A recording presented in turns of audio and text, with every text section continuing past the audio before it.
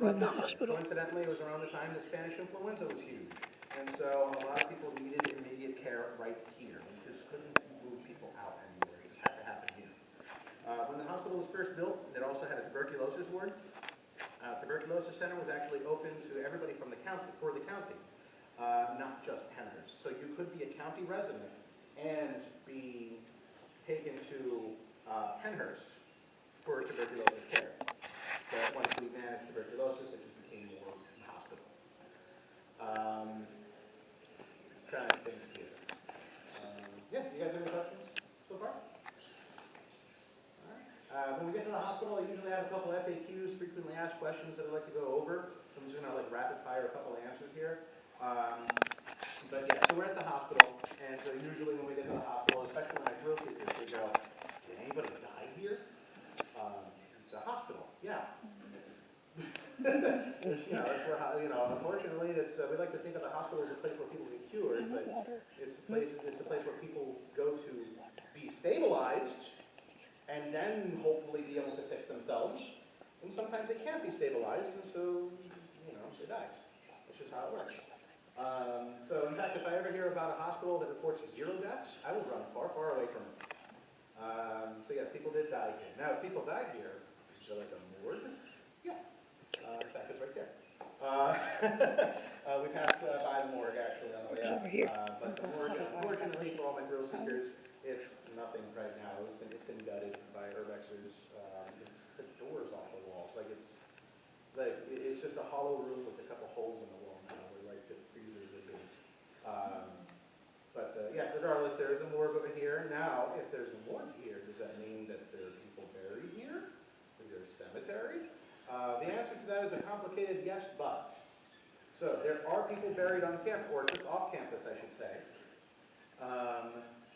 But the normal procedure for death in this institution was you would be taken, your body would be taken to your home county, wherever you came from, and then your next of kin would claim you there. If nobody claimed you, then the home county would decide your next step. But that's the normal procedure. You'd be taken back to home county, and that's all Pennhurst needed with you after that. However, I mentioned Spanish influenza. If you died here because of an epidemic, you would stay here. It's just kind of like what we did with COVID. If anybody remembers, a couple of years ago when COVID was really rounding about and doing its thing, remember that time period where all we knew was wash your hands and stop breathing? That's literally all we knew. It was something is happening, wash your hands and stop touching things. Yeah. We had no idea what was going on, and the hospitals were all in the same boat. And we declared an epidemic at the time, and we said we cannot move anybody. If you died with epidemic, if you died with COVID, you are not moving. You would be buried on site. And in fact, there was a major story back in New York where you could see they vacated a parking lot and they opened it up and turned it into a mass burial site. That's epidemic code. We did that in, 2019, 2020? That's what happens. That's what you do during an epidemic code, epidemic situation. And so that's what we did here. At Pennhurst, when the Spanish flu was rearing its ugly face, and people died here or with Spanish flu, we had to bury them here. That's also the main reason why we would say, a lot of people were arguing, how do you die with something but not die from something? Remember that whole thing? It's because you had the disease, but you died of something else. But you still had the disease, and if they moved you, it would still get other people sick. So stop. Anyway, yes. Where did they put the bodies that they buried from the Spanish flu? Where on campus? What would you like to know?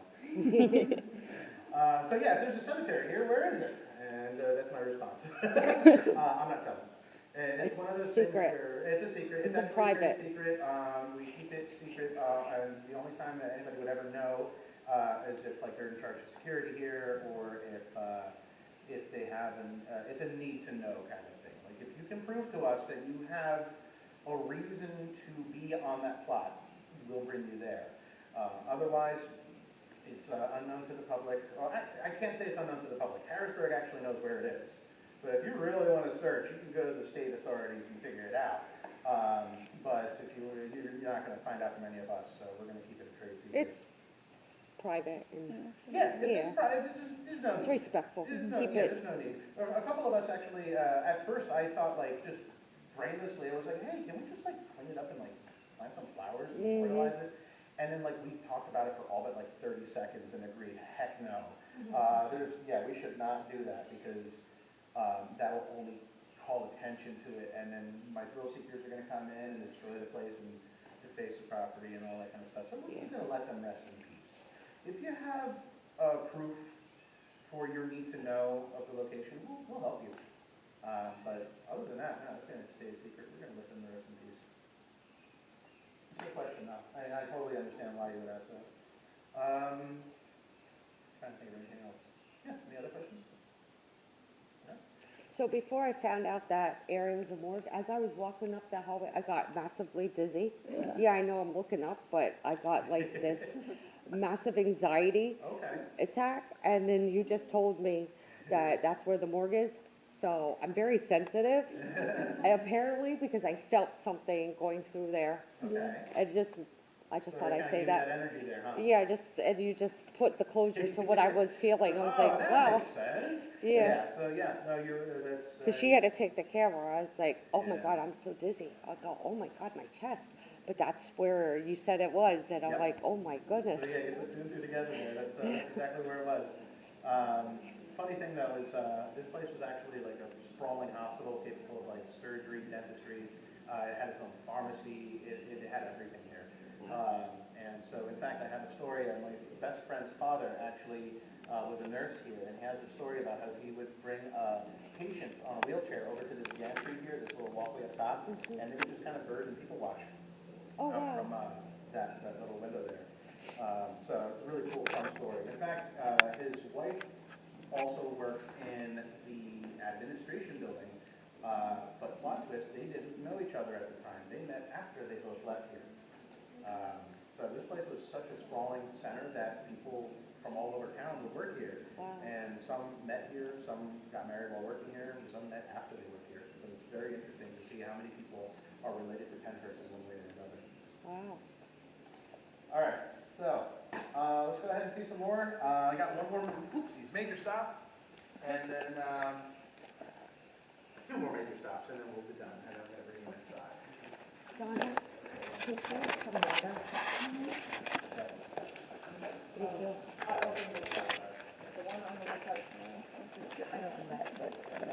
I left the 3 in the corner. Oh, okay, just. Can you open it?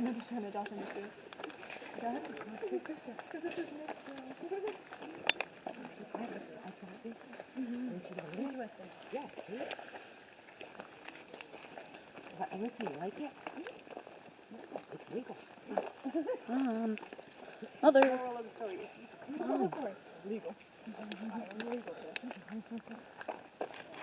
Donna, this is where we came. This is the. Oh, yeah. Yeah.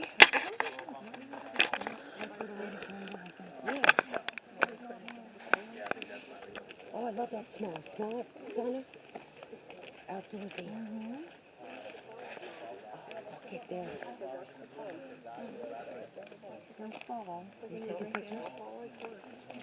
You taking pictures? You taking pictures? I'm sure. My children. Look at that. Isn't it beautiful? I think it's called lecturing and sightseeing with trees. Youngins like to sit in themselves with the kids. Right?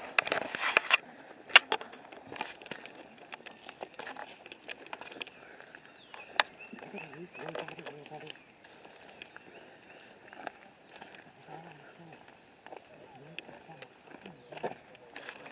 Oh my goodness, look at that. It crumbled right down. Oh wow, look at the bricks. Oh my goodness, look at that. Ooh, look at that. But yeah, right over here you can see the hospital. This is actually the front entrance of the hospital. Funny thing is, this door that you see right over here, I'm really sad to see this structure in this condition because this door right over here is actually the very last door to close at Pennhurst. When this place closed in 1987, there were 4 people that exited this building for the last time. A nurse's aide, Dr. Jim Conroy, who I'll talk about later on, and 2 patients. They closed the door on this facility for the last time. At that time, they walked down this walkway over here, down the steps into a car, and then they drove just off property to that. You see that little house, like plantation-style house that has like these weird pipes in front of it? That's the superintendent's house. That's where he lived. And the last 2 patients begged to stay here. They did not want to leave here when the place closed down. And so they had gifted them that house after this place was closed. Oh, wow. So they lived there for a little bit of time before they eventually moved out somewhere else. But they were gifted that house once they lived. That's sad. And they were thankful for having still live at Pennhurst, you know. So yeah, that's the very last door to ever close at Pennhurst. Sad to see it in that condition, but hopefully we can do something to kind of clean it up a little bit. I'm going to walk us down downstairs. Mind the walkway actually. There used to be a metal rail here. Metal rail here.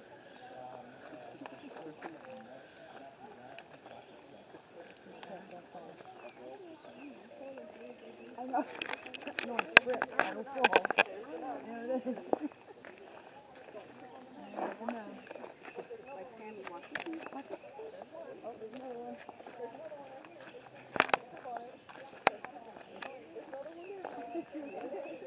You do a nice job for this. So do a real good job. You don't want to get the steps.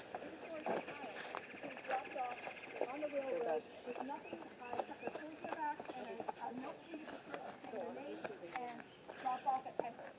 You don't have any more information. Somebody just drop them off at the rail and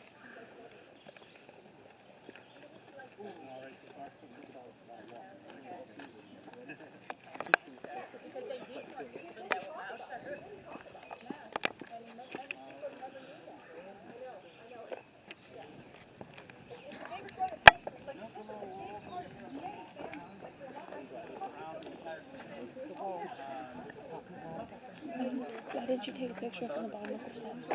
Looking at the hospital. So anybody who's ever visited New England would actually know that this is a very popular design. They call it a dragon's tooth cobble wall, and it's something that like the architect who built this place kind of fell in love with it on his tours and decided, well, I want to bring that here. And so this is kind of like it's not common around these parts, which you thought was kind of separated from the rest of the local area. And so yeah, it's kind of brought in. A lot of people like to look at this like a rudimentary part of ride.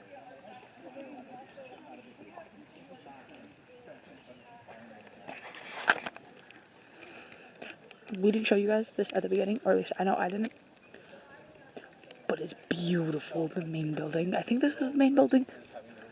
What? I was talking about the main building.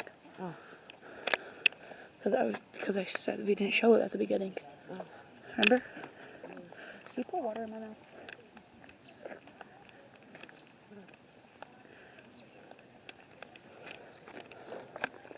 I think this is where the tour thing, because he didn't talk about it. I think this was the attraction, because he wasn't talking about it. I'm trying to talk about it. Can I have more water? You are so unthankful. What do you mean, huh? Me?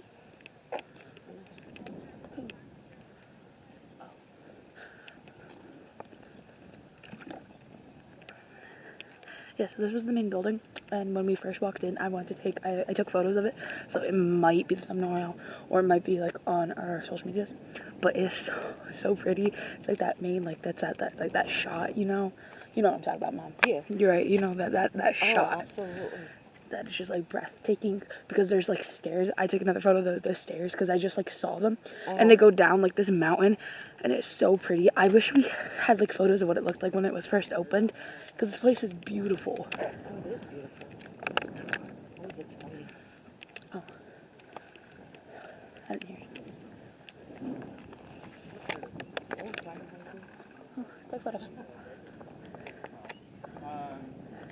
Anyway, great. Well, great. So I'm Greek, and that's like one thing that the island that my family's from. As you can see, chamomile grows in rocks. Like, it doesn't care about soil, and so the island that we're from is just all rock. It's just a mountain of rock that's stuck out of the ocean, and so it's chamomile just thrives there. Smells like that. Smells like that. Anyway, so this building right over here, as you can see, this is Limerick Hall. Limerick Hall is actually the fourth plant to Limerick Hall is a mirror image of Mayflower Hall. So once you get an idea of what Mayflower looks like, you'll understand what Limerick looks like. With only one exception, being on the first floor, there was an area devoted to visitation. This is the area where you would, the building where you would actually visit your loved one if they were here. With the visitation center also came this little area that they called the canteen, like a student store where, you know, you had all your food and tchotchkes and whatnot, whatever you want to buy. Everything was in this little student store called the canteen. You could go into the canteen and use cash, or if you were patient, you could also use what's called a Pennhurst script dollar. You'll see those script dollars on display in the museum. It looks like Monopoly money. It was actually printed on premises because we used to have a press here, and it was handed to patients who did good things. It was used as like a positive reinforcement method. And so you would get Pennhurst dollars that you would then redeem at the canteen. It was there to kind of, you know, help for positive reinforcement as well as teach patients how to do economy, like how to do count change and, you know, like learn numbers. It helps with value. Yeah, so you could actually go to the canteen, get a honey bun, and get a cup of coffee, buy some cigarettes, and, you know, go about your day. In fact, the cigarettes over there, they used to have a cigarette vending machine. Now, for anybody who's younger than me, a cigarette vending machine. I did like that. It's the old type that has like little toggles. Yeah, you put the thing in. Yeah, all the bars would have them and stuff like that. Like when I was growing up, there was one place that my mom you go like this. I think it was a pizza shop, and it would have a vending machine. Yeah, you go like. And you would pull the toggle. I used to like sit there and pretend like I was in an airplane, pulling the choke and throttle and stuff. So I told you I'm a nerd. So yeah, that would actually be over here. Now, visitation center. A lot of people immediately go, visitation? Who would visit? Like, I thought they were abandoned here. And yes, there were people who were abandoned here. There were people who were dropped off, never to be seen again, because the society kind of made it really bad to be associated with people with intellectual disability. However, that wasn't always the case, and I highly doubt that there were many parents who made the decision to send people here like this. Oh, yeah. In fact, as a father of a 3-year-old, I can tell you right now that I would have a very hard time even sending her to camp when the time comes, let alone sending her to a facility for long term. Good. Go-kart. He's always mindful about the toys he never wants to disturb, so he'll just sit there and try to like creep by, and I'm like, this is more disturbing, go!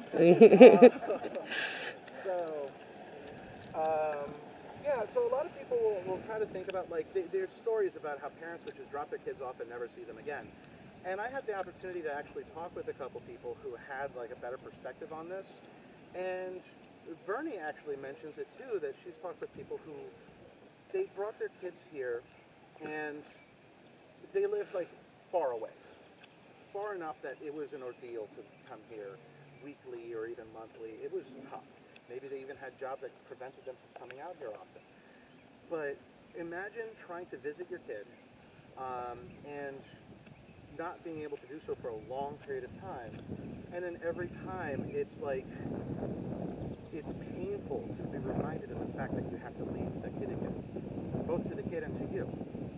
And to just have to like rip off that Band-Aid every couple of weeks or months, you just have to relive that experience, that pain. And you eventually start to contemplate the idea that maybe it's just better if I don't do this anymore, if I leave them here, let them forget about me, and just let them live in that ignorance. And that way it's not painful for either of us anymore. And first off, just that idea just breaks my heart that anybody would have to have that perspective, that idea. But it kind of it puts it into perspective, the fact that, like, yes, there are some people that were not visited. And maybe, yeah, sure, there were for some malicious reasons. Maybe they didn't think of their kid as anything valuable enough to go see, but then maybe they were so valuable enough that they didn't want to hurt them anymore. And so I like to keep that in mind. I like to think about that sometimes. I never want to be put in that situation. It sucks to even have to think about it, but it was a situation that was thought of. People will put into that perspective. So it really sucks to have to think about that. Yeah, that's rough. But anyway, so yeah, I talked about how like there's economy here. They were given like script dollars. They were also able to actually run real money, by the way. So they had this little side job that they would call they wanted to be a runner. The patients here wanted to be a runner, which meant that like a staff person could give a real dollar, a real $5, and say, hey, can you go and get me like a cup of coffee or something like that, and to be entrusted with real money to like have real merchandise and like, oh, I have a favor that I have to do. That was something that like a lot of patients really loved the idea of, and it was just fulfilling. It was wholesome for them, and so they would be a runner. Now this brings on an interesting thing because I talked about how the society had decided, no, we don't want these people here. We're going to lock them up and do away with them, right? But then the people who are working here, we're trying to find every which way they can to kind of give them some value, some fulfillment of life. And sometimes it was, for good. Mm-hmm. Other times, though, there were some ideas that were brought about, and we took that idea of fulfillment and made it work for a not-so-good cause. And I'll talk about that next. We're going to move to the next stop here, our last stop. Is this where the doctors and nurses and employees parked? I believe so. Actually, I can't remember who specifically parked here. Because there's lines. It looks like they're old, but repainted. Yeah, we did repaint over here. I can't remember exactly what it looked like back in the day, but this, I know that, I think Donna says that she parked over here. Oh, wow. When she first got her job here.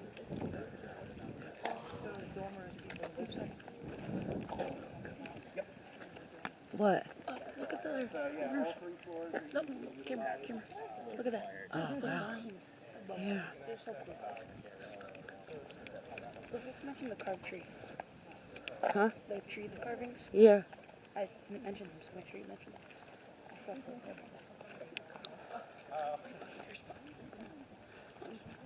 them. My binder's hurting my lungs.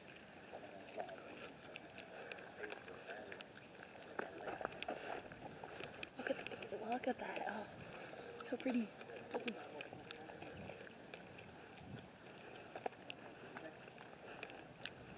I'm trying not to get the people. Yeah, I know. Concentrate on our group. Supposed to be doing like up shots and stuff with all the stuff in the good trees in nature. Look at the front. What? Oh, sorry. Yeah, the stairs are down there. Yeah. And the front. There's the front. So here we are at admin. This is the intake and professional quarters for all the professionals here, like all the doctors, nurses. They had their offices here. This is kind of like the poster child of Pennhurst right here. So I talked a lot about like what happened to start this place up and some of the operations around this place. Let's get to talking about like the decline of this facility and kind of like put the stop on Pennhurst, right? As I mentioned early on, we had people who wanted to do nothing with those with intellectual disabilities or just anybody who challenged our way of life. We needed people to be productive because that's how you make money, is by making things. And if you can't do that, we don't want you here anymore. And so the public couldn't put enough money down on a place like this. Taxpayers were ready to just build these places up and like, yes, let's put them away. I couldn't think of anything better. Let's put them away. But now this place is up and running. And to run anything, it costs money. So now the superintendents or the administrators, they come back to legislation and say, hey, we need money to, feed the people that you said you need to lock up. We need to buy linens and clean them and, all that kind of stuff. People have to live. And now the taxpayer and legislation say, well, hold on. We told you to put them away. We're not going to pay to take care of them. You want me to take care of them? No. And so money dried up immediately. And so administrators had to come in and find a way to make and save money. Now, any institution, any business, any owner will tell you that the first thing you have to do to save money is always, first thing you do is cut down staffing. Immediately start reducing staffing. you know, we have to make it work. It costs a lot of money to staff anybody. So staffing starts to decline. But we have a place where a bunch of people who are able-bodied could possibly do some stuff for us. I mean, they're already like doing favors for us, like, you know, running and stuff. You know, when I need a cup of coffee, I can get Joey to go do it for me, right? Why don't we put them to work? They're patients here. We don't have to pay them. So yeah, we're going to go ahead and let them operate the laundry, help dole out some of the food in the cafeteria, give them some menial work so that they could, you know, help offset some of the staffing here. And yeah, that's free labor. Free labor. Let's do it. Slavery. Yeah, and of course we've tried to do the thing that we've already tried before that didn't work out so well. It's not slavery. We're providing room and board. We used that argument before. It didn't work out so well. Anyway, yeah, free labor happened here, and we tried to paint it in that picture of, like, you're doing things for us. This is wholesome. This is experiential. This is good. And, you know, it sold. The people were working here, and they felt good about it. Whatever this place needs to keep on running. Industry Hall, I mentioned how if you were able enough and you were educated enough, you could go in there and make stuff. You can make furniture, weave baskets, weave rugs, make shoes, do whatever you need to do. We're going to make you productive, and all that stuff that you made, what are we going to do with it? We're going to sell it. And so, yeah, they sold it to the local community. We even had a farm here where we could cultivate crops and livestock for the purpose of feeding the people here. But we were really good at that job. Well, the patients here were really good at that job, so much so that we were able to sell the surplus back to the local community as well. And so the surplus farm stuff and all the equipment that we were making over there was sold to the local community. You could go and buy Pennhurst milk and buy Pennhurst shoes, and all that money was not going to the patient. It was going straight into the coffers at Pennhurst to make sure this place was up and running. And so we have free labor, we have free resources being produced here, we have all this stuff that's being done by the patient, and the patient is not receiving a nickel for it. But it's okay. On top of that, patients were being brought here against their will. Especially back in the day when this place was first in operation, you could be sent here because the police brought you here. If you were proven to not be able to handle yourself on your own, you would be considered a ward of the state, which means that you are no longer an agency of your own body and self, that the state will decide how they run you.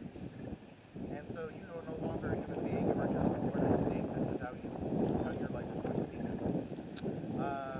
And you know what? These people are just, you know, whatever. We don't care. It's fine. We consider them less than human anyway. So you can do whatever you want to them. You can even test medicine on these people if you want. I don't care. Go ahead. Have fun. And so these people were treated as inhuman, and it was allowed to happen. Now again, this is all from the court of public opinion. This is coming from the perspective of those looking down upon those with disabilities. But as you saw, as we walked around, I talked about how we had gardens here, we had recreation, there was a pool on site, there were benches across the property, there was a school here. The people who were actually working here, not like the administrators and above, but the people who were working here were trying to do good. But we're also forced to do not so good at the same time. They had to walk this thin line. And it's because society said so. That staffing shortage actually got to an extreme low at one point and got people really talking. Now, when I talk about all the medical stuff, and, like, I get to know my nurses and stuff a little bit more, my medical professionals, and I always like to ask my medical professionals, if you are a nurse or you are related to nursing, do you guys have like a good patient to nurse ratio that you would always you would love to see, that you would love to work with, besides 1-to-1, of course?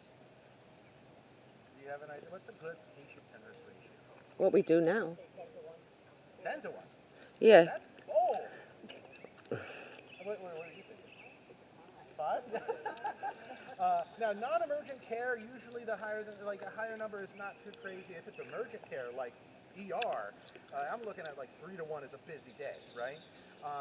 So it's a very fluctuating number. But let's